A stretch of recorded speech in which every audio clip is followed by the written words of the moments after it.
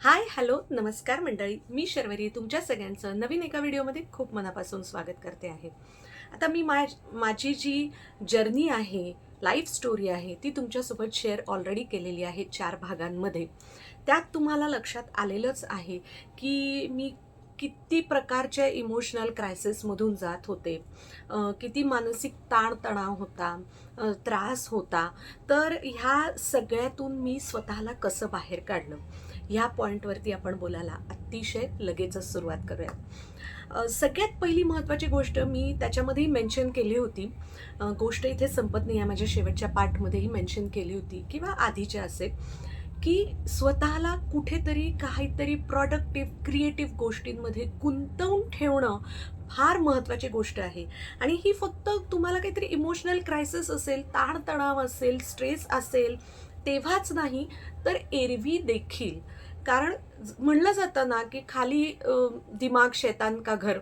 तर त्याप्रमाणेच ना, तुम्ही जितकं स्वतःला मोकळं मोकळं ठेवत जाल, काहीच हातात काम नाही आहे, उगाचच स्क्रोलिंग करताय, उगाचच काहीतरी टाईमपास इकडे तिकडे करताय, विनाकारण लोकांशी बोलत बसलेला आहात, तर त्यावेळेला ना खूप जे गरजेचे नाही आहेत विचार, जे तुमच्या आयुष्यात घडत पण नाही आहे, घडणार पण नाही आहे, असं काही काही तुम्ही विचार करायला सुरुवात करता.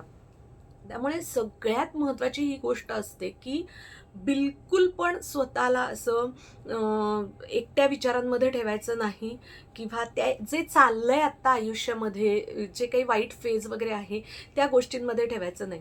त्या गोष्टी चालू राहणार आहेत. पहिल्यांदा तर हा एक्सेप्टन्सच ठेवायचा की ही फेज काही काळ तुमच्या आयुष्यात असणार आहे. हे असं का, माझ्याच बाबतीत का, हे कधी संपेल, हे सगळे प्रश्न पडतात. मी असं म्हणतच नाहीये पडू देऊ नका स्वतःला, हे अत्यंत स्वाभाविक आहे. हे सगळे प्रश्न पडतातच पडतात. पण याची उत्तरं कोण देणार? कोणाकडेच नाहीये त्याची उत्तरं. त्याच्यामुळे मी तर स्वतःला त्या फेजमध्ये असं समजावलं होतं त्या काळामध्ये, की हे प्राक्तन आहे, भोग आहेत, भोगून संपवायचे आहेत, म्हणजे पुढचा जो काळ आहे आयुष्यातला तो सर्वोत्तम आहे, तो चांगला आहे. त्याच्यामुळे हे पटपट संपवून टाकायचं, हे स्वतःला एक्सेप्टन्स देऊन टाकायचं, स्वीकार करून टाकायच्या गोष्टी. मग पुढच्या गोष्टी सोप्या होतात, कारण मग आपण त्याच्यावरती मार्ग शोधायला सुरुवात करतो. तुम्हाला जे आवडत असेल ना, हे बघा, पैसे मिळाले, तुम्ही जे काही क्रिएटिव्ह प्रोडक्टिव्ह करतायत तर सोन्याहून पिवळं. पण अदरवाईज तुम्हाला जे आवडतंय, कुकिंग आवडतंय करा, ड्रॉइंग आवडतंय करा, काहींना लहान मुलांमध्ये रमायला आवडतं तर त्यांच्याशी निगडीत काहीतरी ॲक्टिव्हिटीज करा, हे करा.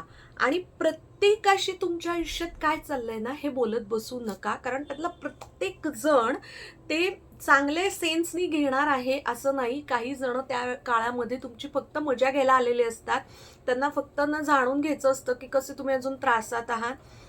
असतं खूप चांगले पण आपल्याला हेल्पफुल लोक भेटतात, मलाही भेटले, पण ते ओळखायचे असतात. ज्यांच्याकडून खरंच मदत होऊ शकेल, जे खरंच काहीतरी याच्यातून मार्ग शोधायला मदत करतील, आपल्याशी काहीतरी पॉझिटिव्ह टॉक करतील, त्यांच्यापाशी मन मोकळं जरूर करायचं. कारण अशा काळामध्ये मनात गोष्टी ठेवून माणूस चुकीच्या दिशेने जाऊ शकतो, आयुष्याचं चुकीचं पाऊल उचलू शकतो. त्याच्यामुळे मनात साचवून काहीही ठेवायचं नाही. एक तर तुम्हाला परवडत असेल आणि जमत असेल तर तुम्ही खूप चांगली काउन्सिलिंगची जी आपल्याकडे व्यवस्था आहे ती तुम्ही घेऊ शकता. हा मध्ये थोडासा आवाज येणार आहे, पण सांभाळून घ्या, कारण कसं आहे, मध्ये मध्ये थांबले ना तर तो बोलण्याचा फ्लो जातो. जवळच काम सुरू आहे. ओके. तर आता बघा परत फ्लो गेला. काउन्सिलिंग, बरं कसं आहे, जे काउन्सिलर्स आहेत, सायकोलॉजिस्ट आहेत, ते तुमचं काउन्सिलिंग करतील, तुम्हाला चांगली काहीतरी दिशा देतील विचारांची, काही चांगले मनाचे एक्सरसाइज सांगतील, काही तुम्ही स्वतःला वेगळ्या गोष्टींमध्ये कसं गुंतवू शकता, हे तुम्हाला गाईड करतील सगळं. पण जर त्याही पलीकडे तुमची मनस्थिती गेली असेल आणि तुम्हाला जवळ आसपासचे लोक हे वारंवार सांगत असतील, किंवा तुमचे काउन्सिलर किंवा सायकोलॉजिस्ट पण सांगत असतील, तर सायकियाट्रिस्टकडे जाण्याची पण मनाची तुम्ही तयारी ठेवली पाहिजे. कारण सायकियाट्रिस्टनाच तुम्हाला औषधं देण्याची, काय म्हणतात, त्यांना अधिकार येतो, त्यांचा तो अभ्यास आहे. सायकोलॉजिस्ट किंवा काउन्सिलर तुम्हाला कुठलंही औषध देऊ शकत नाहीत. आणि काही वेळेला दुर्दैवाने काही लोकांच्या बाबतीत अशी वेळ येते, डिप्रेशन, अँझायटीचे त्या ह्या लेवलला गेलेले असतात, स्ट्रेसचे ते या लेवलला गेलेले असतात की त्यांना इंटरनल औषधं देण्याची गरज असते. नुसतं बाहेरून बोलून गोष्टी सॉर्ट आउट होणार नसतात. तर मुळात म्हणजे सायकॅट्रिस्टकडे जाणं म्हणजे वेड्यांचे डॉक्टर वगैरे, ही जी चुकीची कॉन्सेप्ट आहे समाजामध्ये, ही बाजूला ठेवा. स्वतःच्या आयुष्यासाठी, पुढे जाण्यासाठी, चांगलं आयुष्य पुढे असावं ह्याच्यासाठी जेव्हा जेव्हा तुम्हाला योग्य त्या पद्धतीने सल्ले दिले जातात त्याचा विचार करा आणि त्याच्यावरती अवलंब करा. बरं, जेव्हा न्यायालयीन काही प्रोसिजरमधनं तुम्ही जात असता, जसं मी जात होते डिवोर्सच्या काळामध्ये, तर तेव्हा तर तुम्हाला पेशन्स इज द की. तुम्हाला लगेच रिझल्ट्स मिळतीलच असं नाही. मिळाले तर यू आर लकी, पण नाही मिळाले तर तुम्हाला पेशन्स हे ठेवावे लागतात. काही तारखा अशाच निघून जातात, तुम्हाला होप्स असतात आज काहीतरी पुढे जाईल, घडेल, पण काही घडत नाही. असे कित्येक महिनेही जाऊ शकतात. त्याच्यामुळे तेव्हा शांत राहणं आणि ॲक्सेप्ट करणं ह्या पलीकडे दुसरा काहीही उपाय नसतो. पण जर ते फार स्ट्रेच होत असेल तर मग तुम्ही वकिलांशी बोलणं गरजेचं आहे. ते योग्य मार्गाने जात आहेत की नाही हे एखादे सेकंड ओपिनियन कडनं पण क्रॉस चेक करणं गरजेचं आहे. या गोष्टी देखील फॉलो करा. आणि कुठलंही असं पाऊल उचलू नका की जे तुमच्या भविष्यासाठी हानिकारक असेल, बेकायदेशीर असेल. अशा कोणत्याही गोष्टी प्लीज करू नका जेव्हा तुम्ही एखाद्या इमोशनल क्रायसिसमधून जात असता, मानसिक खूप मोठ्या ताणतणावातून जात असता. त्या काळामध्ये झेपतील जमतील तेवढ्याच जबाबदाऱ्या अंगावरती घ्या. जास्तीच्या लादल्या जात असतील तर ज्यांच्याकडून लादल्या जात आहेत किंवा त्या तुम्हाला त्रासदायक होत आहेत त्यांच्याशी मोकळेपणाने बोला की हे या एक्सटेंटपर्यंतच आत्ता मला मॅनेज करता येते, फिजिकली, मेंटली, इमोशनली, सोशली. या पलीकडे मला जमणार नाही सध्याच्या कंडिशनमध्ये. हे त्यांच्याशी चर्चा करून मोकळेपणाने सांगा. आणि जर दुर्दैवाने टॉक्सिक खूप जास्त लोकांच्या आजूबाजूला तुम्ही असाल, ते त्यांच्या सराउंडिंग्समध्ये असाल, तर मग समजवायच्याही भानगडीत पडू नका. त्यांनी तुम्हाला जास्त त्रास होणारे, रक्त जळणारे आणि त्यांना काहीच समजणार नाही. अशा वेळेला जमेल तेवढं करा. जे कोणी बोलत असतील ते कानामागून गेले वारे अशा पद्धतीने सोडून द्या. तुमच्या पण काही ह्या गोष्टींमध्ये चुका झाल्या असतील तर ते स्वतःला माफ करा. म्हणजे रिअलायझेशन द्या स्वतःला की हे चुकलंय, हे आयुष्यात परत नाही करायचंय कधीच. पण म्हणून स्वतःला सतत डागण्या देणं बंद करून टाका. यांनी काहीच घडणार नाहीये.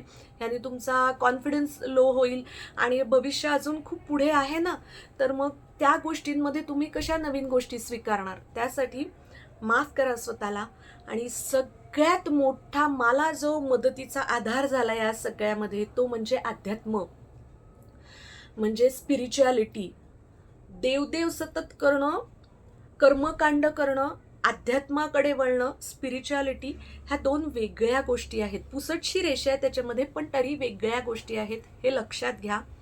आणि काही केलेच ना उपवास तपास तर जरूर करा. मी पण केले. त्या काळात मला ज्यांनी जे जे सांगितले ना उपवास तपास मी प्रचंड केले. पण मी तुम्हाला सांगू का, त्याच्याकडे ना मी ह्या दृष्टीने नक्कीच बघितलं होतं की ह्याच्यामुळे माझे प्रॉब्लेम कदाचित सॉर्ट आउट होतील. डेफिनेटली त्या काळात माणूस तसं बघतोच. पण मी स्वतःला ही पण दिशा दिली होती की त्यामुळे त्या काळामध्ये ना ओव्हर इटिंग होणार नाही माझ्याकडून. होतं, कारण जेव्हा माणूस डिप्रेशनमध्ये, अँझायटीमध्ये असतो ना, तेव्हा त्याला ना क्रेव्हिंग्स पण होतात खाण्याची, कारण त्याला ते खाऊन सॅटिस्फॅक्शन मिळत असतं. मी काय म्हणतेय ना, हे जे कोणी सायकोलॉजिस्ट किंवा सायकॅट्रिस्ट ऐकत असतील, काउन्सिलर्स, त्यांना हे पटत असेल तर त्यांनी हवं तर कमेंट्समध्ये एक डिटेल ह्याच्यावरती छान कमेंट करून ना एक्सप्लेन करा, जेणेकरून ऐकणाऱ्यांना, बघणाऱ्यांना, वाचणाऱ्यांना अजून छान त्याच्यामध्ये एक्सप्लेनेशन मिळू शकेल, अजून छान क्लॅरिटी येईल की जी मी देऊ शकत नाही. ठीक आहे, तर ते तुम्ही त्या स्वतःला, मनाला कंट्रोल करायला शिकता. त्यातून पण तुमची पेशन्स लेवल वाढत जाते. याही दृष्टिकोनातून मी अनेक उपास तापासांकडे बघितलं आणि खरंच त्या काळात मी जे काही वाचलं, मी गजानन महाराजांच्या पोथीचं पारायण केलं, मी रोजच्या रोज स्वामी समर्थ महाराजांची पोथी वाचत होते, मी रामरक्षा म्हणायचे, मी मनाचे श्लोक म्हणायचे, मारुती स्तोत्र म्हणायचे, झालंच तर अजून मी शिवस्तुती म्हणायचे, भरपूर, म्हणजे इतकं मला आता खूप काही काही गोष्टी आठवत पण नाहीत, इतक्या गोष्टी मी करायचे. पण त्यातून पण ना मी हे खूप गोष्टींमधनं, वाचनातून आणि याच्यातून शिकले की बऱ्याच गोष्टी ह्या परमेश्वरांनी भोगलेल्या, जेव्हा जेव्हा परमेश्वरांनी मनुष्य अवतारात जन्म घेतलेला आहे. दत्त महाराजांना सुद्धा साडेसती चुकलेली नाही. तेव्हा आपण कोण आहोत? तर हा काही पॅच आहे, हा निघून जाणार आहे, हा आपल्या परीक्षेचा काळ आहे, हा आपल्याला अजून जास्त आतून आणि बाहेरून मजबूत बनवण्याचा काळ आहे. असंच स्वतःला सतत पॉझिटिव्ह सांगत राहणं ही गोष्ट खूप खूप महत्त्वाची आहे. कदाचित त्या काळात तुम्ही थोडी ओव्हर पॉझिटिव्हिटी केली तरी चालेल, कारण की कधी ना कधीतरी मध्ये मध्ये तुम्ही डिप्रेस होत असता, कधी ना कधीतरी मध्ये मध्ये रडू येत असतं, तेव्हा ती बॅलन्स होऊन जाते ती भावना. हां, वाचन चांगलं करा, खूप चांगलं वाचन करा. आणि तुम्ही ज्या फेजमधनं जाताय ना त्याच्याशी रिलेटेड कुठलेही प्लीज सिनेमे, नाटकं काहीही बघू नका. तशा प्रकारचं वाचन, तशा प्रकारच्या बातम्या सगळं अवॉइड करा. कोणीतरी तुम्हाला येऊन सांगतो अगं त्यांच्याकडे पण तसंच घडलेलं वगैरे, तर त्यांना सांगा प्लीज मला हे नका सांगू, मी माझ्या गोष्टींमधनं स्वतःला ओव्हरकम केलेलं आहे, करत आहे, आणि आय एम टोटली फाईन. तेच तेच विचारांमध्ये राहू नका. वेगळं काहीतरी शिका, वेगळं काहीतरी वाचा. नव्याने काही शिकता येत असेल, नवीन एखाद्या कोर्सला तुम्ही ॲडमिशन घेऊ शकलात तर ते करा. तुम्ही अफोर्ड करत असाल तर तुम्ही अगदी एखादी छोटी ट्रिपही करू शकता. हे सगळं आता ना, तुमच्याकडे पैसा किती आहे, तुमच्याकडे मनुष्यबळ किती आहे, तुमची स्वतःची मानसिक स्थिती कशी आहे, ह्या अनेक वेगवेगळ्या गोष्टींवरती अवलंबून असतं. आता मी काय केलं होतं सांगते. तर मी एकतर आमच्याकडे पेट होतं, तर त्याच्यामध्येही स्वतःला गुंतवून घेतलं होतं. मी थोडंसं माझं शिक्षणही पुढे कंप्लीट केलं. मी चांगलं वाचन करण्याच्या मागे स्वतःला ठेवलं. आणि गाणं गायची आवड असल्यामुळे, पेटीवादनाची, हार्मोनियमची आवड असल्यामुळे, माझ्या घरात त्या सगळ्या गोष्टी अवेलेबल असल्यामुळे मी त्याच्यात थोडं थोडं स्वतःला रमवलं.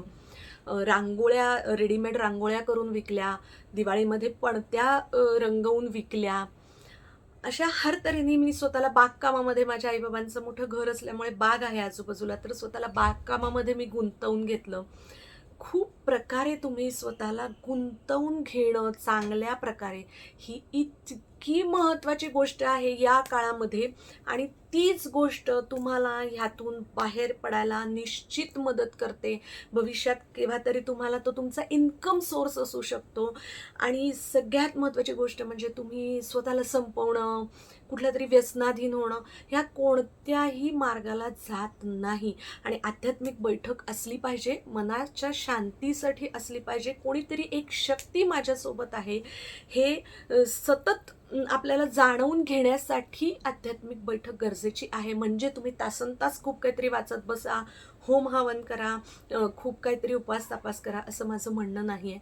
प्रत्येकाला आवडत असलेली कोणती ना कोणती तरी देवता असते, तिची कोणती ना कोणतीतरी आपल्याच गावातलं एखादं देऊळ असतं काही, किंवा तुम्ही दुसऱ्या धर्माचे असाल तर ते प्रत्येकाचं प्रार्थनास्थळ असतं.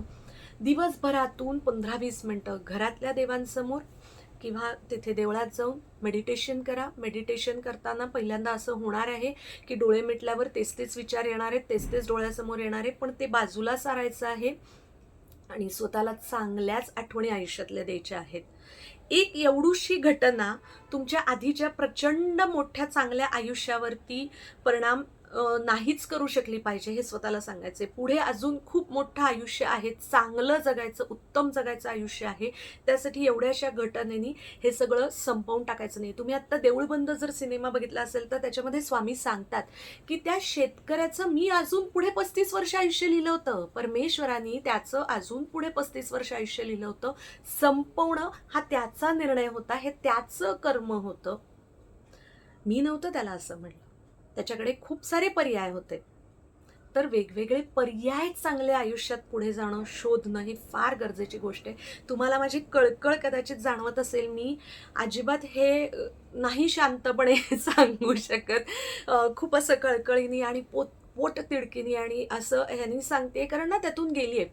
जो त्यातून जातो तो समजू शकतो की एखादी व्यक्ती त्या परिस्थितीत असताना काय मेंटल स्ट्रेसमध्ये असेल. मला त्या काळात मायग्रेन चालू झालं.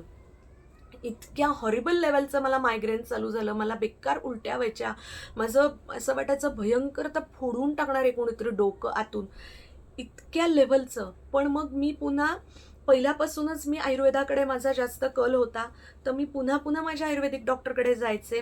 प्रीतीताई ती माझे व्हिडिओज बघते आहे आणि डॉक्टर प्रीती गोखले पुण्यामध्ये आहे सदाशिव पेठेमध्ये. तर अत्यंत उत्तम नाडी परीक्षा आणि अत्यंत उत्तम प्रकारे औषध देणं, समजून घेऊन औषध देणं, माणसाचं नीट ऐकून घेऊन त्याला कशाची गरज आहे त्या पद्धतीने फ्लॉवर रेमेडी पण देणं. आणि मधल्या काळात तर तिने स्वतःही ज्योतिषशास्त्राचा अभ्यास केल्यामुळे त्याही मार्गाने ती समोरच्या व्यक्तीचा अभ्यास करते, पेशंटचा अभ्यास करते. त्याच्यामुळे मला तिचाही खूप उपयोग झाला, तिची खूप मदत झाली. हे बघा, हे सगळे प्रोफेशनल्स तुमच्याकडनं पैसे तर नक्की घेणार आहेत. असं तर नाही होणार की प्रत्येकजण तुम्हाला फुकट सल्ला देईल किंवा कमी किमतीत होणार सगळ्या गोष्टी. हे बघा, तुम्ही मार्ग शोधलेत, माणसाशी मोकळेपणाने बोललात की माणसं तुम्हाला सगळ्या मदतीला, जशी दुर्गुणी माणसं असतात तशी सद्गुणी माणसं असतात. आपली इच्छाशक्ती असली पाहिजे त्यांच्यापर्यंत पोहोचायची. आपल्याला त्यातून बाहेर पडायचं हे त्यांना पण दिसलं पाहिजे, तेव्हा ते आपल्यासाठी मार्ग शोधतात. परमेश्वर पण हेच बघत असतो ह्या माणसांच्या रूपातून, असं मला वाटतं. त्याच्यामुळे हे खूप मनापासून तुमच्याबरोबर शेअर करावं असं वाटलं, कारण खूप जणं खाली कमेंट्समध्ये माझ्या अजूनही लाईव्ह जर्नीच्या कमेंटमध्ये लिहित आहेत की ते कशा आयुष्यातल्या फेजमधून जात आहेत किंवा असं बरंच काय काय मोकळेपणाने लिहित आहेत. तर मला असं वाटलं की त्यांच्यासाठी हे एक थोडंसं मार्गदर्शन वगैरे करायला. मी अजिबातच खूप कोणी मोठी नाही आहे, पण एक मदत होईल त्यांना, एक चांगली उमेद मिळेल, एक पॉझिटिव्ह वाईब मिळेल, ह्यासाठी ह्या आजच्या व्हिडिओचा खटाटोप होता. व्हिडिओ कसा वाटला मला कमेंट्स करून नक्की सांगा. आणि अशा ज्या ज्या लोकांना अशा व्हिडिओची गरज आहे, ह्या व्हिडिओची गरज आहे, त्यांच्यापर्यंत शेअर करायला अजिबात विसरू नका. आणि मी बघते की खूप जण आहेत माझं चॅनल गेल्या 8-15 दिवसात प्रचंड लेवलला फॉलो करतायत, पण सबस्क्राईब करत नाही आहेत. तर प्लीज सबस्क्राईब करा आणि बेल बटन आयकॉन प्रेस करा, जेणेकरून तुम्हाला माझ्या सर्व काही व्लॉग्सचे, व्हिडिओजचे नोटिफिकेशन्स मिळतील. आणि ह्या आधी खूप चांगले चांगले शॉर्ट व्हिडिओ, खूप चांगले चांगले व्लॉग्स मी शेअर केलेले आहेत माझ्या आयुष्यातले, तर तेही जाऊन नक्की चेकआउट करा. पुन्हा भेटूया नवीन एका व्लॉगमध्ये किंवा व्हिडिओमध्ये नवीन विषयासह. Till then take care, thanks for watching and bye.